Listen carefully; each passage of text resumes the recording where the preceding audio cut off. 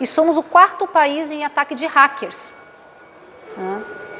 Então, a gente está muito exposto no Brasil. A gente acha, não, o Brasil não acontece nada, o Brasil não tem isso, não tem aquilo, não tem terrorismo. Tem.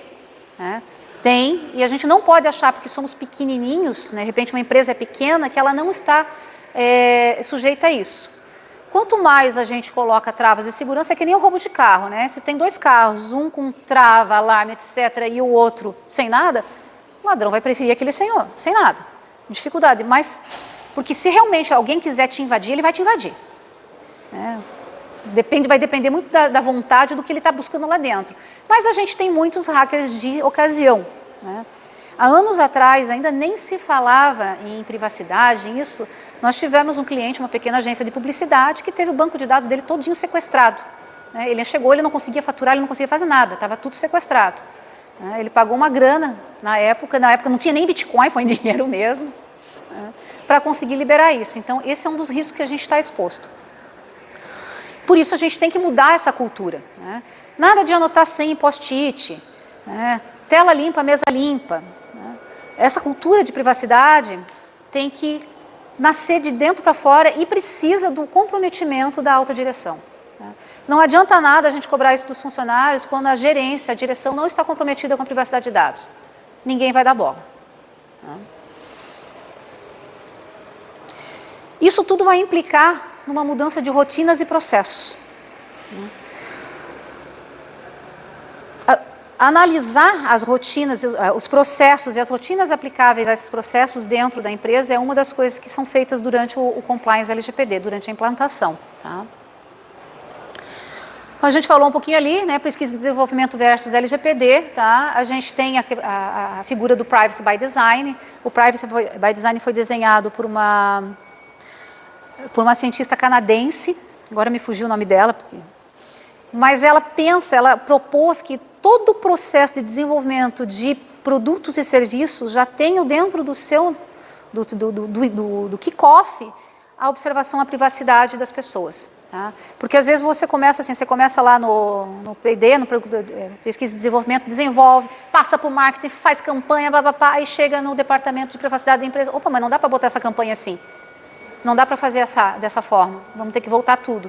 Então, o Privacy by Design é isso, é você pensar desde o início, toda a cadeia do teu negócio, com a privacidade em mente. E a gente parte de num contexto de Big Data, quanto mais melhor, para um Small Data. Eu digo que vai ser um minimalismo de dados. Eu vou coletar o estritamente necessário para chegar naquele objetivo, nem mais, nem menos. E para isso eu preciso saber muito bem qual é o objetivo e o que eu preciso para ele. Então a pesquisa e desenvolvimento vai ter que afinar, fazer um ajuste fino para saber quais são as informações que eles precisam para fazer o desenvolvimento de novos produtos. E como a gente está aqui no contexto do Agoratech, parceria com a Comunitech, muita gente me pergunta, meu software está conforme a LGPD? Assim, o software em si, ele não vai fazer uma compliance. Então, muitos desenvolvedores estão recebendo esses questionamentos. O meu fornecedor, meu cliente está me perguntando se o meu software está compliance com LGPD. O que isso significa? Eu tenho que voltar lá naqueles princípios e verificar se o software que eu tenho consegue atender aqueles princípios. Eu consigo extrair dele informação de transparência? Eu consigo localizar o dado? Consigo. Eu tenho segurança e prevenção, ou seja, funciona com nível de acesso e usuário? Funciona. Eu posso parametrizar ele para níveis de acesso, customizados? A minha proteção é boa na hora de fazer o acesso? Ela está criptografada? Eu tenho boas ferramentas para impedir um acesso fácil e não autorizado? Eu consigo anonimizar essa informação dentro do sistema ou apagá-la, ou eliminá-la corretamente? Então, é isso que a gente tem que ter em mente quando enquanto desenvolvedor, sendo questionado pelo cliente se o meu software está compliance com LGPD.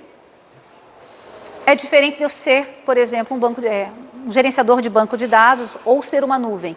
Nesse contexto, eu sou uma operadora por excelência. Nuvem é operador por excelência. E aí ele está sujeito exatamente às mesmas obrigações que o controlador está.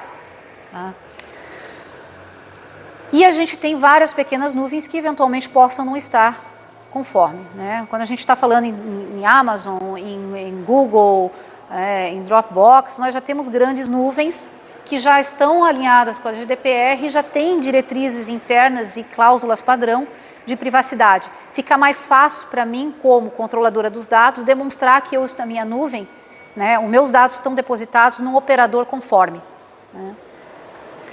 Agora, se eu tenho um software, né, que não seja, que seja um SaaS, por exemplo, né, e ainda por cima ele ainda fica com o meu banco de dados na empresa dele, não, aí eu tenho que verificar certinho que além dos requisitos do software para que eu possa atender a LGPD, o meu banco de dados está seguro, né? Então, eu tenho que exigir dele essa conformidade e eu tenho que dizer para o meu operador como é que ele vai tratar esses dados, porque ele não pode usar de forma diferente. Então, eu digo, folha de pagamento, vou pegar um exemplo mais simples, né? Eu, às vezes, transfiro todas as informações para que uma terceira empresa, né, fica lá numa contabilidade que tem o software de folha de pagamento, né, ela só pode utilizar para isso. Em hipótese alguma, esse operador pode pegar os dados que ela tem em função da minha folha de pagamento para gerar um e-mail marketing, né, ou desenvolver algum outro produto.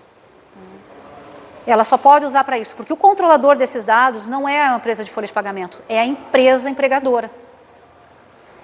E tudo que o operador fizer é de responsabilidade do controlador. Por isso que tanta gente está sendo pressionado dentro da cadeia de negócios agora a apresentar suas conformidades, né? Recebendo cartinhas. Eu quero saber o que você está fazendo para adequação à LGPD. Porque o controlador de dados, ele responde pela bobagem que eu fizer aqui como operador, né? Então, assim, exemplos fáceis de operadores são contabilidade, sistemas de pagamento de folha, clínicas médicas, né, medicina de segurança do trabalho, por exemplo, né, que a gente terceiriza muito, só quem é maior que tem serviços internos, né. Aliás, um caso de vazamento analógico de dados aconteceu numa clínica que eu conheço, né. A empresa recebeu uma lista de pessoas que fariam o demissional. Recebeu por e-mail para que o pessoal lá da clínica se preparasse para receber um volume grande de pessoas, seriam 70 pessoas. A recepção, para facilitar o trabalho, imprimiu a planilha e deixou no balcão. O primeiro que chegou lá, tirou uma foto da planilha e botou no WhatsApp da empresa. O facão está solto.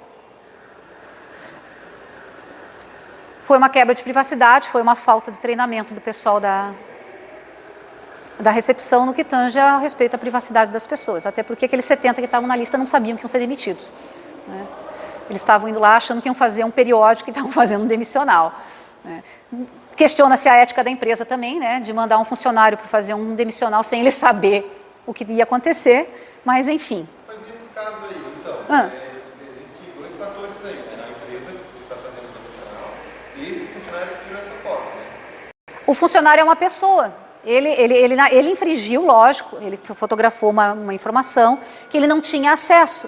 Mas como ele é uma pessoa física, ele é o funcionário, dificilmente tu vai conseguir fazer alguma coisa com ele, o dano já aconteceu, entendeu? Então, por isso que a gente tem que tomar, essas são as medidas administrativas, a gente tem que tomar cuidado com as informações que circulam para que ninguém não autorizado tenha acesso a eles. Porque pode ser que eu só olhe e fique quieta. Eu tive acesso não autorizado, mas fiquei quieta. Mas eu posso ser um sacana e fotografar e colocar na rede do escritório, da empresa. O que acontece muito em telemarketing, os telemarketing receptivos, tu liga, quero contratar a NET, tu liga para a NET, passa todos os teus dados, e os funcionários, eles mantêm isso daqui no papel, e eles vão anotando os teus dados. Quando eles vão atravessar a rua para tomar um café, alguma coisa, eles entregam para outra pessoa. Isso é ilegal, tá? Aí que a gente entra... A empresa, exatamente. Aí entram as nossas rotinas. Por isso que as medidas administrativas envolvem pessoas. É treinar, amarrar com contrato, treinar sobre sigilo e confidencialidade, deixar bem claro que se ele for pego fazendo isso é justa causa, tá? A gente sabe, o poder público é o que mais sofre com isso, tá? Vazamento de banco de dados. Você se aposentou agora, você saiu da frente do auditor lá, do analista do INSS, te ligam um crédito, né? Uma empresa de crédito para te oferecer um empréstimo consignado. Não, acabei de me aposentar, nem recebi o primeiro ainda, como assim que você já está sabendo, né? Isso é um tratamento abusivo de dados, né? E as empresas são responsáveis por isso que a gente tem que fazer, né? Adotar as providências para que o quando acontecer, por exemplo, da NPD dizer assim, ó, o fulano, empresa X, o teu banco de dados foi parar na mão de um AJ. Sério? Não, mas eu fiz isso, está tudo aqui, ó, eu tenho isso, tenho nível de acesso ao usuário, tenho a segurança de informação toda implantada, está aqui, o meu treinamento, treinei todos os funcionários, eles têm termos de sigilo e confidencialidade assinados, os contratos de trabalho estão adaptados, todos os meus documentos legais estão adaptados, meus contratos, eu tenho política de privacidade interna, eu tenho política de privacidade, está tudo aqui. Eu fiz, ainda assim, vazou porque eu tive uma pessoa inescrupulosa que fez isso, tá? Isso vai ser considerado na hora de punir a empresa, tá? Como se for uma falha de software, uma falha de software e os dados estão disponibilizados na internet e a empresa não teve como seguir todas essas regras. Aí quem vai ter que responder é o desenvolvedor. E ainda o desenvolvedor também porque se for uma falha de software, não tem uma falha na prestação de serviço, né? Aí a gente aplica as leis civis e o CDC, se for o caso. Tá? Por exemplo, no nosso caso, né? Nossos fornecedores, Microsoft, Oracle, é meio que impossível entrar com você. É bem difícil tu provar também que foi um data breach por conta de falha de software, né? Um bug ali, né? Uma das coisas mais importantes em segurança de informação são sistemas operacionais e softwares licenciados e atualizados, né? Então a gente sabe, é muito comum, Rodrigo aqui que não me deixa mentir, que tem muitas e muitas empresas que ainda usam até o sistema operacional pirata. Aí tu não vai poder alegar falha de software. Tá. Eu estou gravando, tá? A apresentação está sendo gravada e depois vai ser disponibilizada no YouTube. A gente vai editar e vai disponibilizar. Mas pode falar isso mesmo, tá? Se a NPD chegar e te pedir a tua política de segurança de informação e constatar que, por exemplo, numa auditoria, né, os seus softwares eram todos piratas, você não cumpriu, né, o requisito da segurança e prevenção. Né? Você deixou a porteira aberta, é como se você colocasse uma chave falsa trancando o teu portão. Né? Ou só uma fotografia da fechadura, digamos assim. Né? O cara encostou, opa, está aberta, vamos limpar a casa. Tá? Realmente, a parte técnica, são as medidas técnicas, elas são muito importantes. Né? Software licenciado, backup, né? E aí, lógico, a sofisticação dessas ferramentas vão depender de quão sensíveis são as informações que você tenha, né, e quão exposto é o teu negócio. Né? Então, por exemplo, o meu escritório, eu poderia ficar talvez 2 dias para restaurar um backup. Um hospital, o aceitável é 5 minutos para você restaurar um backup.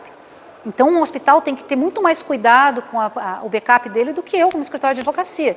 Né? Se eu tiver meu banco de dados sequestrado, eu vou dizer, Rodrigo, aí, ó, vai que é tua, daqui a 2 dias tá bom. Né? Mais do que isso começa a me dar problema. Mas no hospital não. Né? Se não me engano, o tempo de resposta como é que é o nome? Me fugiu agora. Oi? SLA do Albert Einstein é 5 minutos para a restauração do backup. Né? Imagina, tu tá numa cirurgia precisando de uma informação que está ali, some tudo e tu não tem. Né? Essa é a parte do... Opa, eu acabei pulando para o outro slide, já estou falando aqui um tempão, tá? Sem mostrar para vocês, tá? Então, isso é segurança da informação. Quando a gente fala em segurança da informação, a gente não está falando só de medidas técnicas. Né? As medidas técnicas são importantes, né? Controle de acesso, backup firewall, criptografia, gestão de vulnerabilidade... Sobrou um R aqui. Gestão de vulnerabilidades. Né? Uma das primeiras coisas que eu pergunto para os meus clientes é: você já fez um pen test? Né? Um penetration test? Sabe quão vulnerável é o teu sistema? Normalmente me olham assim, o que é isso? Né? Então a gente explica, né? E aí estabelece parcerias para que esses testes sejam feitos periodicamente. Isso é uma das coisas que a cadeia de negócios, principalmente as grandes empresas, estão exigindo dos seus operadores, dos seus fornecedores. Né? Os testes periódicos de penetração, para ver quão seguro é o teu sistema. Cuidado com o armazenamento. Tá? Onde é que eu estou guardando isso? Né? Meus dados estão estruturados ou eles estão desestruturados? Eu tenho dados num banco de dados, né, bonitinho, ou eu tenho isso em trocentas planilhas Excel, uma no computador do comercial, outra no computador do marketing, e assim vai indo. Né? Mapear dados desestruturados é um enrosco do tamanho do bonde, porque você não sabe onde estão. Dados que a gente recebe por e-mail, às vezes tu tem e-mail guardado há 15 anos, né? E tu tem um dado pessoal lá. Né? Técnicas de scrapping conseguem entrar no teu banco de dados de e-mail e coletar dados pessoais usando técnicas de scrapping. No âmbito das medidas administrativas, a gente tem a conscientização, o treinamento, o gerenciamento de terceiros, que é o gerenciamento dos teus fornecedores, tá? Políticas de segurança e informação se conectam nesses dois pontos. Aquela máxima, né? Tela limpa, mesa limpa, né? Não anote sua senha no post-it, cole no monitor, né? As pessoas têm um descuido tão grande com senhas, compartilham senhas, né? E às vezes quando você tem um data breach, você tem que tentar descobrir, você vai ter que tentar descobrir onde aconteceu, né? No final do ano passado, a gente ainda nem estava com as multas vigendo ainda, mas já estava vigente a LGPD, teve um cliente nosso que teve um data breach, né? Eles prestam serviço para um outro cliente grande e o cliente constatou que havia sido feito um download da base de dados dele, que não estava programado. Isso foi numa sexta-feira, às 7 horas da noite, gente. Nós passamos o final de semana inteirinho tentando descobrir quem tinha feito esse download, porque o acesso ao banco de dados do cliente era compartilhado, tá, pelo squad inteiro, 15 pessoas. Então, a gente só descobriu, na verdade, porque a pessoa que fez o download deu um passo para frente. Fui eu sem querer, está aqui o banco de dados na minha lixeira. Tá? Mas nós tivemos que pegar com o representante do cliente, colocar o notebook da menina, entrou um técnico, olhou se de repente ela não tinha feito uma cópia daquele banco de dados e fez a eliminação do banco de dados. Porque era um banco de dados assim, tinham mais de 200 mil pessoas ali, tá? Era um banco de dados enorme. Lógico, em termos de data breach, a gente sempre tem que pensar no quão danoso vai ser esse vazamento. Né? Vazar nome e CPF na internet não é aconselhável, não é uma boa prática, digamos assim, vai fazer mal para a imagem da empresa, vai. Mas não vai causar nenhum dano, né? Se de repente vazar o número do meu cartão de crédito e eu souber disso, né, eu for rapidamente avisada pela empresa que houve um data breach e o meu cartão de crédito vazou na internet, eu vou lá, cancelo o cartão. Mas se for a minha biometria, eu vou fazer o quê? Eu vou cortar o dedo? Aí a gente já tem uma coisa muito mais grave. Tá? E quando a NPD for fazer a fiscalização, quando ela estiver implantando, quando ela estiver fazendo punições, ela vai considerar isso, tá? A abrangência dos danos causados. Às vezes, você não precisa nem reportar o data breach, se não houver dano, risco de dano. Tá? Por exemplo, esse caso que aconteceu com o meu cliente no final do ano, tá? Nós não precisamos reportar porque não houve dano e não havia risco de dano. Nós identificamos que foi um vazamento interno, acidental e não... Agora, a Renner, por exemplo, a gente teve aquele apagão, até agora não ficou claro se o banco de dados da Renner vazou para a internet ou não. Nós tivemos um apagão do Facebook na semana passada, do WhatsApp e Facebook. Né? Notícias dos Estados Unidos reportam que 6 bilhões de dados de usuários do Facebook estavam disponíveis na Deep Web para negociação. No lote inteiro ou em pacotinhos, o que o cliente quisesse. Né? Então, a gente percebe que daí, toda vez que tiver um incidente, a gente precisa investigar o que aconteceu para poder dar uma resposta adequada e poder prestar a informação adequada. A accountability novamente lá, a responsabilização. E se eu não souber por onde trafego os meus dados, onde eu armazeno, com quem eu compartilho, como é que eu vou saber, como é que eu vou conseguir detectar um vazamento? Né? Vai vazar, eu não vou ficar nem sabendo. Né?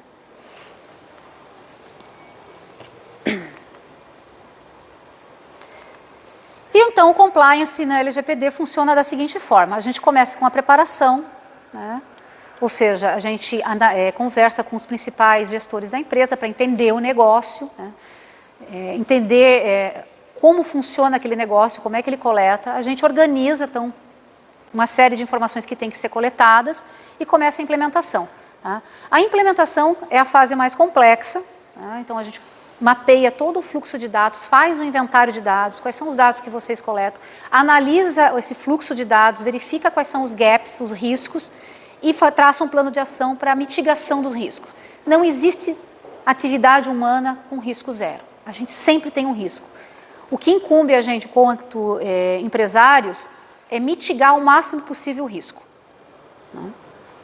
Só que não fica na implementação, a gente não implanta um sistema de controle de LGPD e esquece dele, né? Nunca mais. Aí a gente implementa as práticas de governança e melhoria contínua. Por isso que o treinamento é tão importante, porque por mais que o consultor vá lá e faça todo o mapeamento de dados de vocês, tá?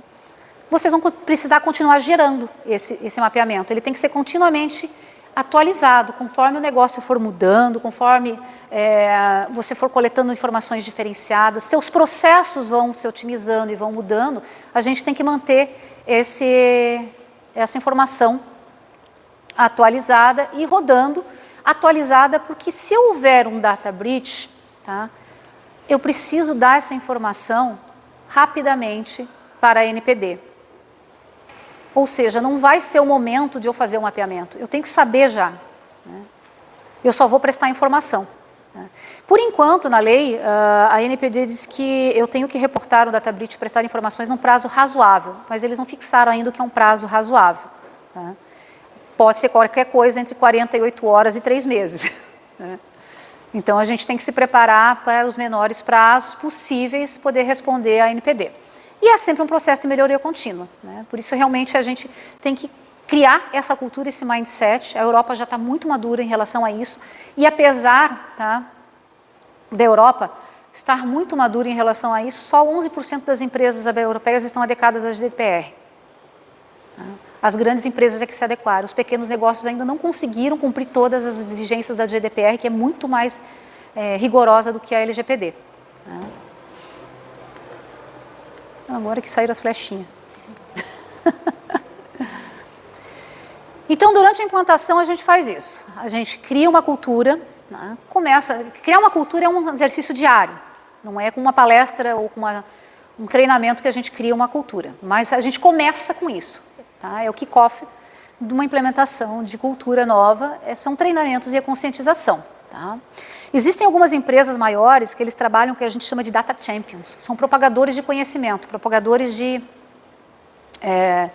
dos ideais de privacidade. Então, são escolhidas pessoas dentro de cada squad, de cada time, para serem uma espécie de propagadores do conhecimento, de fiscalização também. Então, eles fazem reuniões periódicas, né, como a CIPA deveria ser, né, essa Convenção Interna de Prevenção de Acidentes, a gente teria dentro de grandes empresas, os departamentos de privacidade, e eles disseminam o conhecimento, tá, através desses data champions. E as pessoas gostam, as pessoas envolvidas gostam de estar envolvidas nisso, porque elas têm... Multiplicadores. Isso, são multiplicadores, essa palavra que me tinha me fugido. Né? Feito isso, a gente tem que definir os papéis dentro da empresa. Tá? Por mais que a empresa, de repente, não tenha a obrigação de ter um DPO, eu preciso estabelecer um cargo que seja responsável por condensar tudo isso. Tá? Para que as pessoas saibam a quem recorrer quando a gente tiver uma solicitação de um titular, a gente tiver um data breach, eu precisar desenvolver um produto novo e eu precisar de novas informações. Tá? Então, é uma espécie de gerente. E a gente define, lógico, naquelas que tiverem obrigação de ter o DPO, quem será essa pessoa, qual o cargo que será essa pessoa, ou se ele vai ser terceirizado. Isso é uma coisa interessante que a lei não diz que o DPO tem que ser uma pessoa física e empregado da empresa. Tanto é que abriu um leque no Brasil para que o DPO seja uma empresa terceirizada. Então, eu contrato o que a gente chama de DPO as a service, né? Uma empresa que vai fazer essa gestão para você. Né? A gente faz os mapeamentos, a gente então mapeia os dados, o data map, né, ou o inventário de dados em português, tá? Mapeia os controladores e operadores, então a gente mapeia as relações da empresa para identificar se nós temos relações contratuais onde nós tenhamos operadores ou nós sejamos operadores, né, onde nós sejamos controlados por alguém ou somos controladores. E fazemos uma análise dos documentos eventualmente existentes, o que tu tem de modelo de contrato de trabalho, né, de contrato com os teus operadores, se está previsto ali ou não as cláusulas padrão de LGPD. Tá? Feito isso, é gerado um relatório onde a gente faz o plano de ação. O que é o plano de ação? Nada mais é do que aplicar as medidas corretivas. Então, eu tenho um site, tá? Meu site está informando se ele coleta cookies, quais são os cookies. Eu estou dando opção para o meu usuário, meu navegador, de escolher quais cookies, né? Eu estou informando para ele que, eventualmente, se ele declinar de alguns cookies, o site não vai funcionar. Tá? Se eu não fiz isso, eu tenho que fazer. Então, está lá no plano de ação. Né? Os meus contratos de trabalho estão adequados, eu preciso que alguns funcionários tenham um nível de exigência maior do que outros, né? Porque eles estão em áreas, digamos, que tratam dados sensíveis, por exemplo, o RH. E aqui, quando a gente faz um mapeamento de relações contratuais, a gente tem que ter uma ideia. Ela está sempre casada com o data mapping e o ciclo de vida dos dados, que a gente vai ver depois. Um mesmo dado, ele pode ter tratamentos diferentes de acordo com o momento que ele se encontra na relação contratual. Tá? Então, o exemplo mais fácil que a gente tem para visualizar isso é o RH. Eu tenho um momento de recrutamento, né? Então eu coleto alguns dados para aquele recrutamento. Depois eu tenho uma base legal para aquilo. Então a minha base legal ali é o recrutamento. Tá? Depois, se eu contrato ele, eu tenho a gestão do contrato de trabalho e depois eu tenho, né, se eu demitir ele, eu tenho um período onde eu preciso guardar essas informações para a defesa judicial ou para a obrigação legal. Só que eu tenho que fazer um filtro, porque quando eu coleto a informação para recrutamento, se eu não contratar essa pessoa, eu perco a base legal no momento que eu deixei de contratar ela e eu tenho que readequar essa base legal. Então, é um exercício que a gente faz todo santo dia. Então, no meu banco de dados de recrutamento, se eu quiser manter ele para quem não foi contratado, para ter um banco de dados, um banco de talentos, eu preciso do consentimento dele para manter essa informação. Então, tá joia, gente. Muito obrigada.